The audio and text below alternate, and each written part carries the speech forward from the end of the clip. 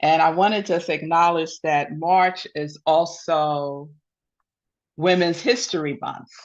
And I looked up to see what the theme is. They have a theme for every Women's History Month. And the theme for this year is Leading the Change, Women Shaping a Sustainable Future.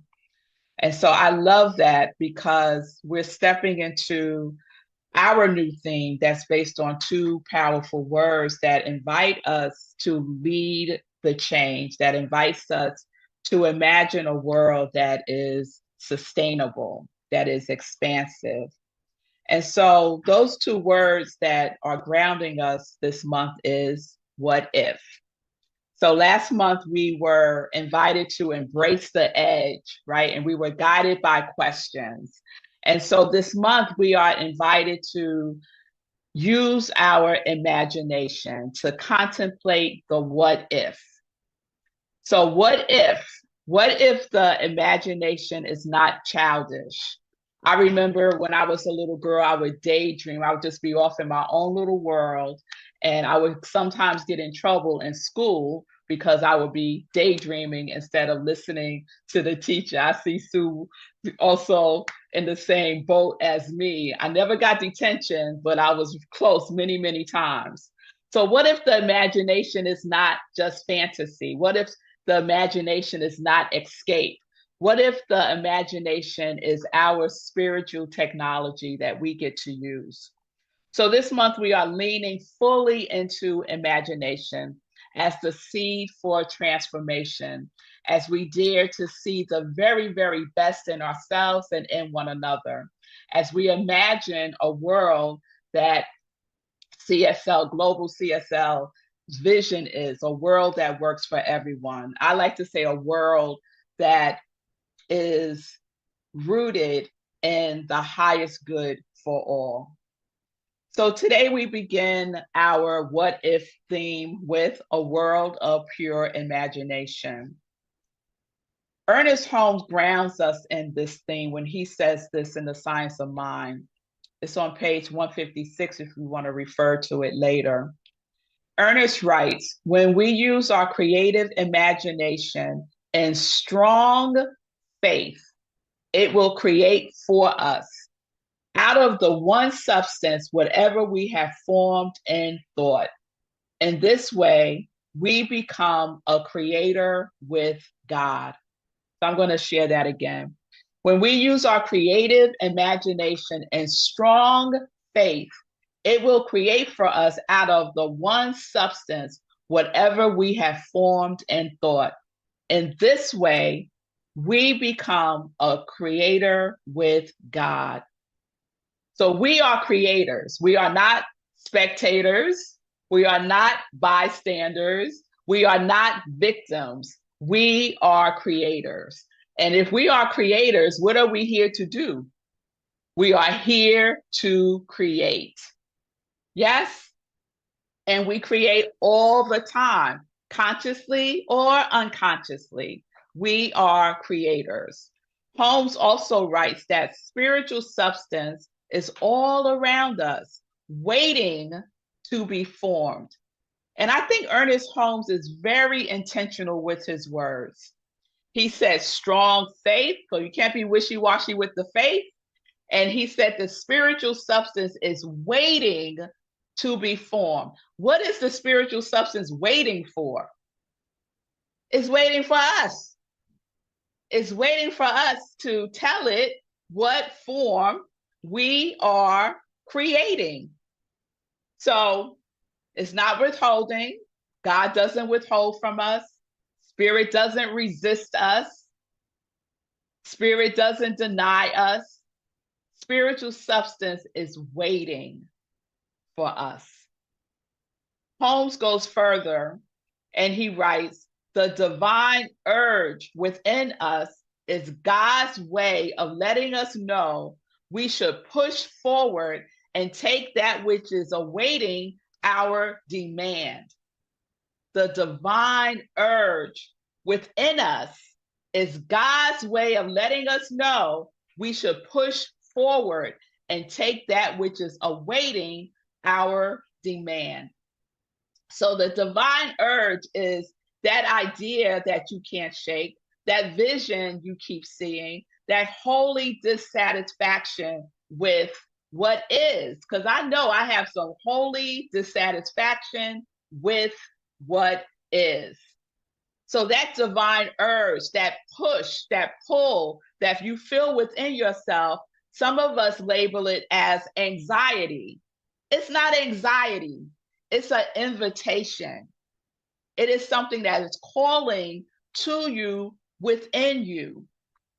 So I'm in a writing group, and we just finished reading Mark Nepo's book, The Fifth Season. Highly recommend it, y'all. And Mark writes about yearning. And when I read the word, when I saw the word yearning in the book, it immediately made me think about the divine urge. And Mark writes this: a yearning we are born with, akin to that which makes a flower open as it reaches for the sun. Just imagine that, a flower opening as it reaches for the sun. That's the divine urge. That's the push forward. He goes on to write that without this yearning, there is no spring in nature or in the human heart. The ache that accompanies such a yearning is not a sign that something is missing or that we are deficient, but sublime proof that we are born to grow towards each other while being who we are. And though the flower never reaches the sun, it blossoms in its full beauty where it is. So right where we are, we blossom. There's nothing missing within us. We have everything that we need by divine design. That yearning that you feel, that divine urge that's pushing you forward is awaiting your demand. Awaiting your demand. So the divine urge is just like that flower. And we get to blossom right where we are. We don't have to go anywhere, y'all.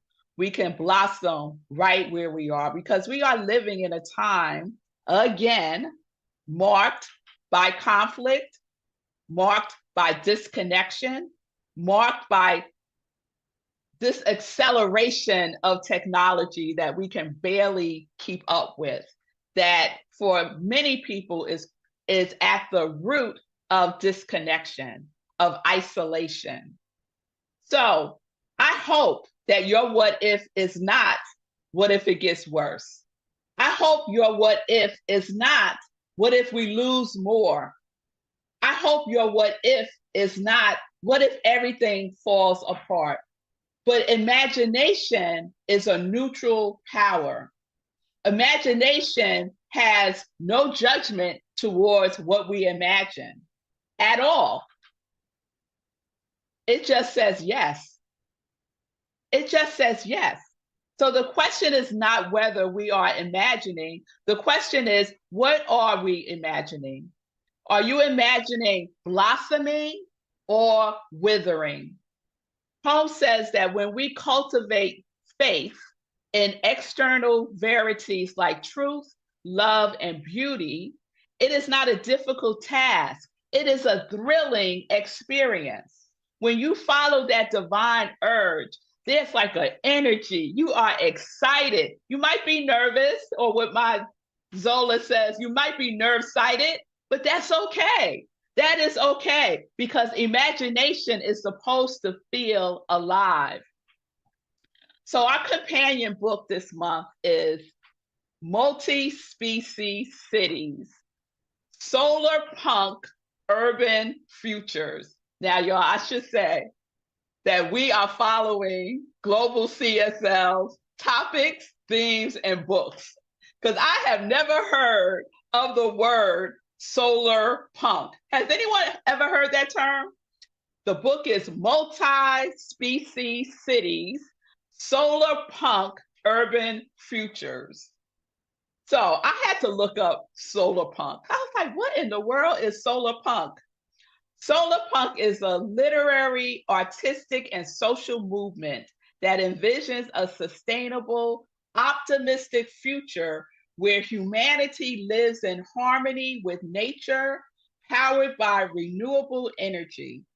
Solar punk serves as both a genre for imagining a better world and a blueprint for actionable ecological and social change. I said, well, I guess I'm a solar punker then, because I'm all for that. So the book is comprised of 24 stories. I got the ebook. It's only $4.99 on Kindle. And the four stories are centered in future ecosystems where humans coexist with other species. It tells the tales of justice, sustainability, and interspecies relationships and optimistic city visions. And I found out that there's a building in Australia that was built based on solar punk consciousness. So I invite you to check out the book. I'm going to check it out. But I say all that to say that we have the opportunity to imagine, as the book does, what cities might look like if the ecosystems strive for multi-species justice. We need justice for the human species. We need justice for all species. And so that question, what might city ecosystems look like if we strive for multi-species justice, is a spiritual question. Solar punk imagines and uses its imagination to ask the questions. What if our cities were rooted in sustainability? What if technology served harmony instead of domination? What if justice included more than just human beings? So communities forming friendships across species, urban futures shaped by inclusion, sustainability, and hope. So some might be saying, yeah, Rev Melissa, that sounds good and lovely. But I say it's all possible if we demand it. If we demand it, if we start using our imagination, anything can be engineered, anything can be envisioned. So before justice becomes policy, it is imagined. Before equity becomes a structure, it is dared in consciousness. And so if we can imagine cities where humans live in reverent relationship with the earth, then surely, y'all, surely we can imagine communities where we live in reverent relationship with one another. So it invites a sacred pivot. If imagination shapes the world, what world are we shaping? What world are we shaping? And more specifically, what are we imagining for Rockland CSL? What is your what if for our community? I was imagining this over this week, preparing for the sermon today.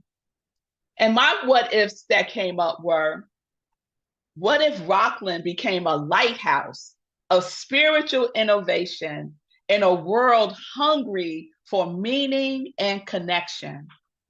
What if we became known as the center that rocks, where spirit is alive, music is vibrant, and love is practical? What if we became a sanctuary for the human and the more than human species? I could be in service with some trees, y'all. Oh, yes, I can. What if our service offerings expanded to touch generations we haven't yet reached? What if young people, we need some young people, y'all. What if young people found here a language that speaks to them, that is in tune with their spiritual intelligence? What if our music was always live with a Raise the Roof choir? What if, y'all? What if? Yes, yes, y'all. But for many, and I know no one here, for many, the what if is small. The what if is limited. The what if is based in the past, but we are being invited to say, what if we stop imagining what we are not? Stop imagining what you are not. What if we stop rehearsing smallness? What if we stop narrating our limitations? What if we stop defining ourselves by yesterday? Because Ernest Holmes reminds us, if the good were not already ours in the invisible supply, it would not be possible for us to procure it in any manner. So that means the future of Rockland CSL is not something we manufacture from nothing.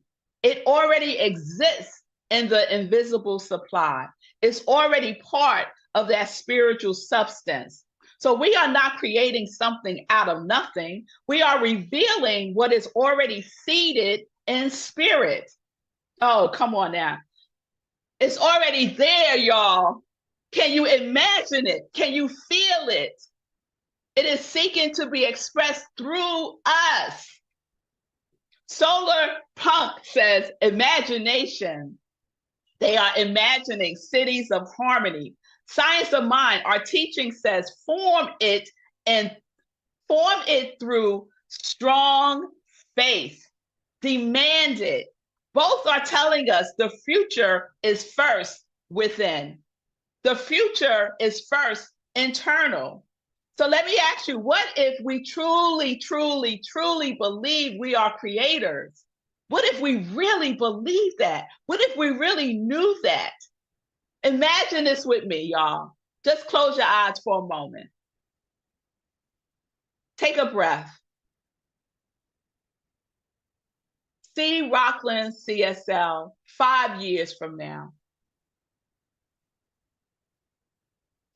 See our space full, not just with bodies, but with presence.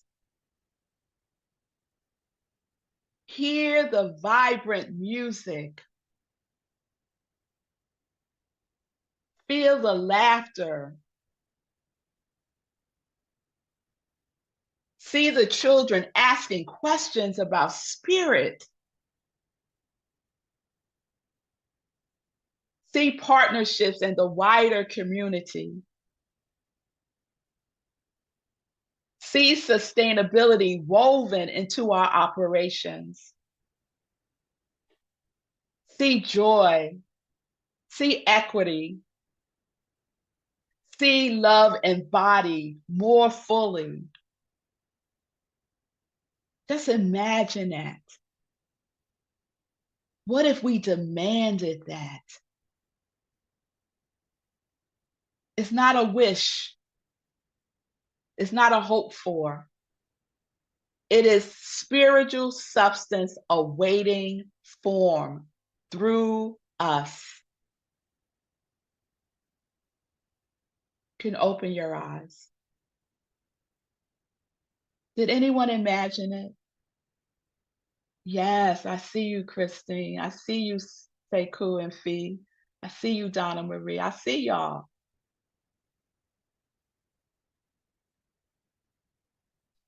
Ernest Holmes says the law must work in compliance with our demand. What are we demanding?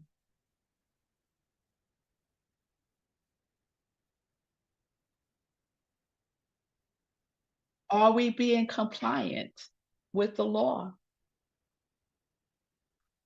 Are we demanding growth or are we demanding limitation? Have we bought into the narrative about how churches and centers are dissolving? Have we bought into that? I have to catch myself because I'm right there in the story saying, oh, yeah, it's the end. We have to stop that conversation in our tracks.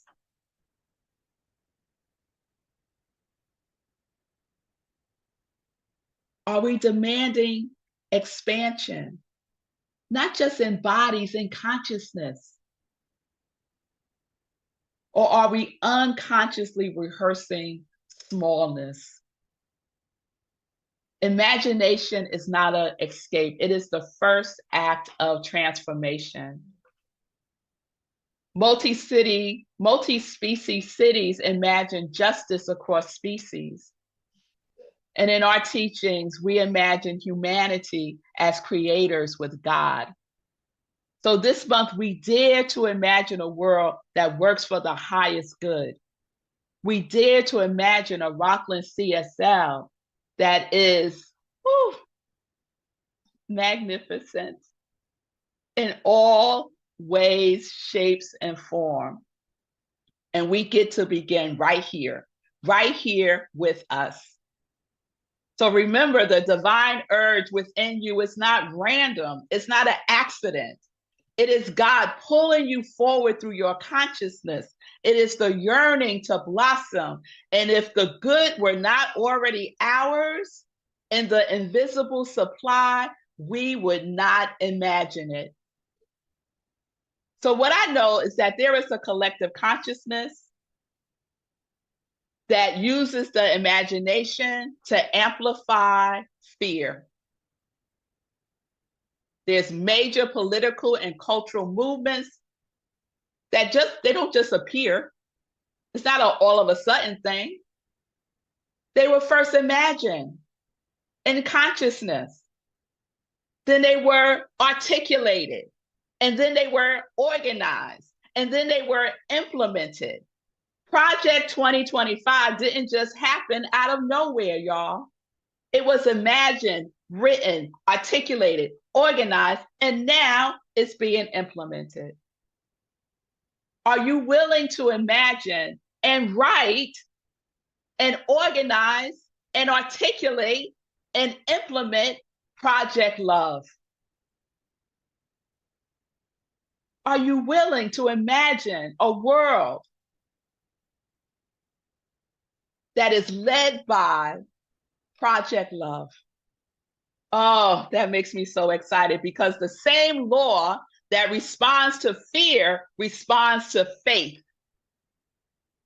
Remember, imagination is neutral. So the same law that responds to fear responds to faith. And what we imagine together at Rockland CSL, it becomes the blueprint for what we build together, for what we demand, for love. Love is strategic, creative. It is an organizing power. And we are the ones called to imagine it into form. So let us use the power of our imagination, the power of the divine urge to birth liberation, healing, and holy possibility. Let us become the conscious creators of a world that is rooted in oneness. That is our vision. A world that is rooted in oneness. Not someday, now. In our imagination, that will take form. So what if this is the moment, y'all? You can't wait until someone else is in office. That White House has nothing. Oh, I'm sorry, y'all.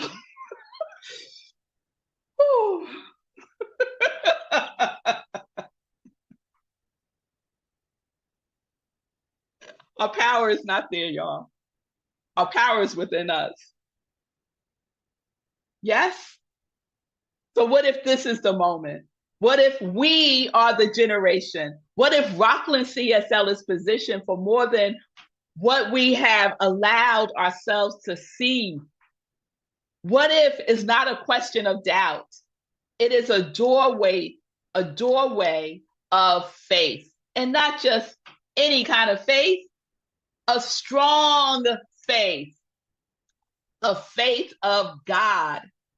What if we are not waiting for permission? What if we are not waiting to be rescued? What if we realize that we are creators, that we are the ones that we have been waiting for? It's said so many times. But what if it's true? We are the center of love and joy. We are rooted in oneness. So here is your love work. This week, use your imagination and then write down your personal what if for Rockland CSL and email it to me by the end of the month. You got the whole month. This is March 1st. You got 30 days. Use your imagination and write down your personal what if for Rockland CSL. Be bold. Express what you are yearning for. Express what you want to see blossom in our community. Let your imagination reach for the sun. Imagine what if we, and you fill in the blank. What if I, and you fill in the blank. What if spirit through me, and you fill in the blank. Imagine if the we, the I, the us, imagine that we blossom right where we are. So I want to see who will do this. Who would imagine with me?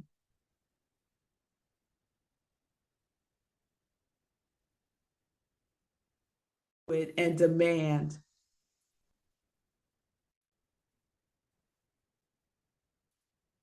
Who will show up? Who will have strong faith? We are all being called, y'all. We're all spiritual leaders.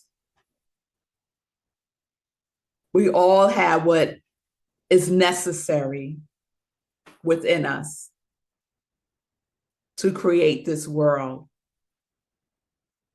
that works for the highest good of everyone.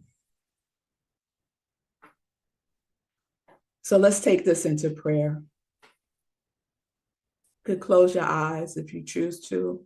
Let's just take a breath and ground ourselves in this power, this spirit of oneness. Because we know together that there is one life, one infinite intelligence, one creative power that imagines galaxies into being and breathes beauty into blossoms.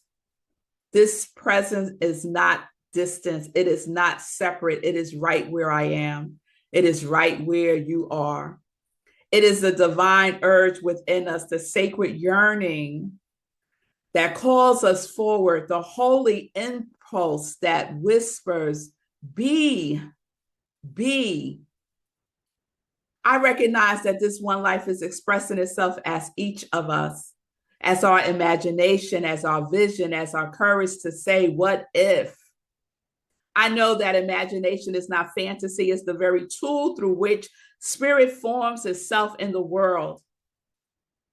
I know that God imagined me and God imagined you, and here we are. We each are a demand of God's good. And so I affirm that Rockland CSL is a living field of divine possibility. We are a lighthouse of love. We are a sanctuary of belonging. We are a community rooted in oneness, expanding in joy and thriving in spiritual innovation. The good we seek is already present in invisible supply. It is awaiting our recognition, awaiting our demand, awaiting our faithful imagination in action. I affirm that we imagine boldly, we articulate clearly, we organize lovingly, we implement wisely, because fear has no authority here. Limitation has no claim here. We choose to imagine love into form. The divine urge blossoms through us right now. Project Love is not someday. It is alive in our hearts, in our consciousness, and our shared commitment.